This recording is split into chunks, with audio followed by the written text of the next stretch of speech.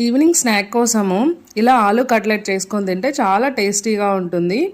మరి దీనికోసము ఒక మిక్సీ జార్లో బ్రెడ్స్ని వేసుకొని వాటిని క్రమ్స్ లాగా ఇలా ప్రిపేర్ చేసుకొని ఒక సైడ్ పెట్టుకోవాలి. నెక్స్ట్ ఒక చిన్న బౌల్లో కొంచెం మైదా వేసి వాటర్ వేసి ఇలా కలిపి పక్కన పెట్టుకుందాము. నెక్స్ట్ ఉడికించిన ఆలుల్ని ఇలా చక్కగా స్మాష్ చేసుకోవాలి. స్మాష్ చేసుకున్న వాటిలో ఆనియన్స్ అండ్ కొత్తిమీర, ఈ బ్రెడ్ క్రమ్స్, కొంచెం క్యారెట్ తురుము, గరం మసాలా, ధనియాల పొడి, కారం పొడి, జింజర్ గార్లిక్ పేస్ట్ వేసి బాగా మొత్తం మిక్స్ చేయాలి. సాల్ట్ కూడా వేయాలి. ఇలా మెత్తగా స్మాష్ చేసుకొని బాగా కలుపుకొని ఇలా రౌండ్గా బాల్స్ లాగా చేసుకొని ఇలా చిన్నగా ప్రెస్ చేసి మైదా వాటర్లో ముంచి క్రమ్స్ అన్నిట్లో బాగా దొల్లించాలి. ఇలా అన్నీ ఒక సైడ్ పెట్టుకున్న తర్వాత వేడివేడి ఆయిల్లో తీసుకొచ్చి వేయాలి. అంతేనండి, మన కట్లెట్ రెడీ అయిపోయింది. Please subscribe to our channel.